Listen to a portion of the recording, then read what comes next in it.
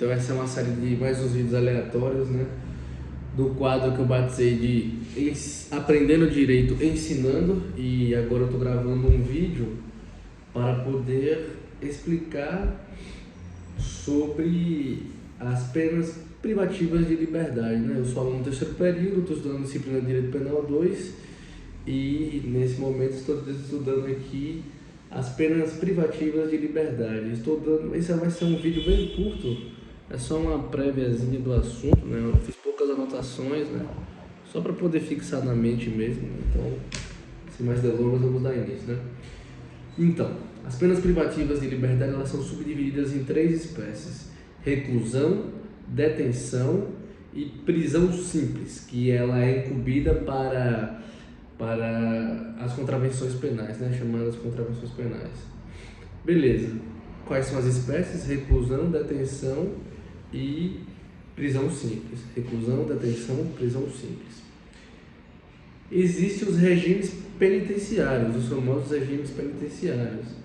Eles também são divididos em três, né? Primeiro, regime fechado, né? Quando você escuta falar o detento está sob regime fechado, porque o negócio tá foda, tá fudido mesmo, tá preso assim, acoplado, vendo o sol nascer quadrado.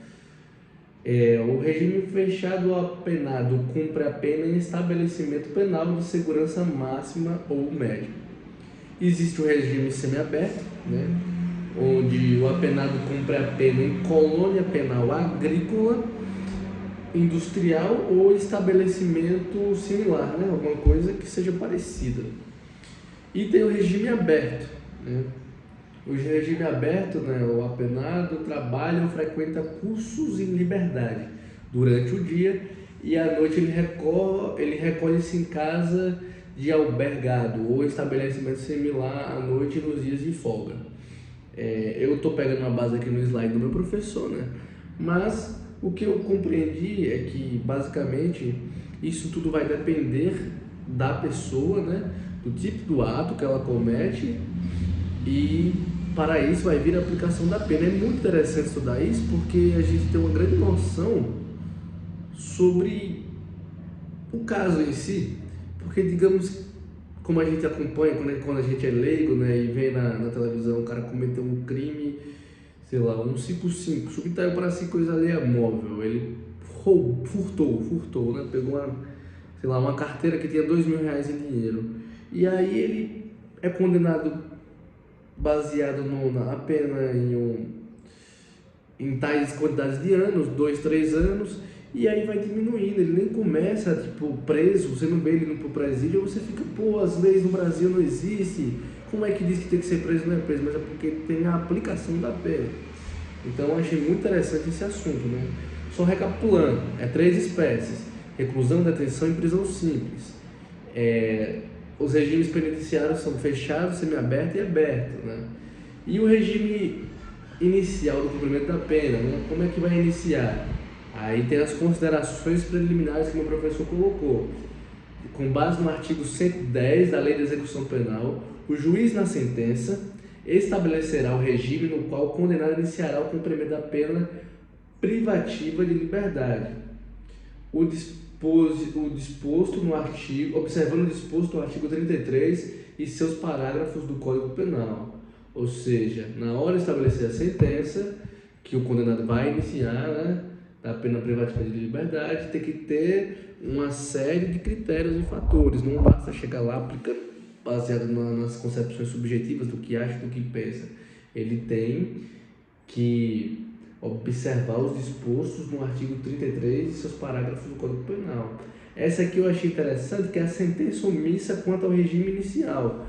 Pelo que eu entendi, é assim, a sentença que vai dizer ali como tudo vai começar, né? Ou seja, já está aqui, quanto ao regime inicial. E aí, vai ser fechado, vai ser semiaberto, vai ser aberto, vai ser como?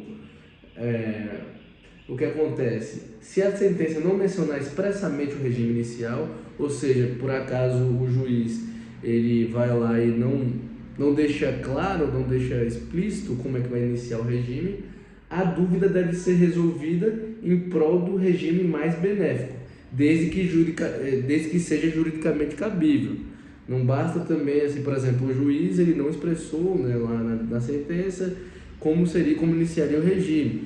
Aí se recorre e diz, não, então agora, digamos que o cara cometeu um homicídio, ele já é reincidente, já assassinou várias pessoas, né? Mas nessa condenação o juiz não colocou como ele iria iniciar esse regime. Não tem como eu pedir, né, solicitar que eles comecem em liberdade, né, regime aberto, porque não condiz com o seu histórico, né?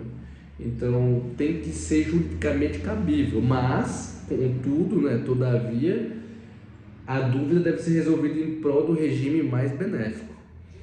E para finalizar, a gravidade do delito e regime inicial fechado. A gravidade do delito por si só não basta para determinar a imposição do regime inicial fechado. É uma coisa interessante. Todo mundo imagina e pensa, porque cometeu, por exemplo, a gente vê crimes com atrocidades. Eu assisti uma vez um júri que eu nunca vou esquecer, de um cara que esfaqueou o outro, né? Esfaqueou o outro e ele deu 2 facadas na barriga da vítima e ele saiu pela porta da frente comigo, né? Pra você ver, porque, né, o defensor público, excelente defensor, conseguiu decair a acusação de tentativa de homicídio para lesão corporal e pelo tempo, o caso antigo, prescreveu. Ou seja, por si só, a gravidade do delito não basta para determinar a imposição do regime inicial fechado, né? Eu até acabei trazendo mais informações, trouxe informações a mais. Isso não quer, o que isso aqui quer dizer é simplesmente que cada caso é um caso, né? Tipo, não basta ser só um crime que a gente considera pesado, né? Tem que ter o conjunto das circunstâncias, sabe? Então, é imprescindível verificar esses conjuntos de natureza objetiva e subjetiva prevista no artigo 59 do Código Penal, quem quiser dar uma pesquisada. Contudo, se a pena atingir patamar que permita regime mais grave, esse será o regime aplicado. Então, se a pena, na análise, né, desses conjuntos, dessas circunstâncias, se comprovar que o negócio é feio mesmo, aí não tem para onde correr, né? Vai ser aplicado e, como diz o doutor João Neto, né, casa caiu, né? É o coco e o relógio, quer dizer, né? O coco e o relógio, ele tá, ó, na cadeia, vendo o sol nascer quadrado. Então, é isto. Valeu, é isso.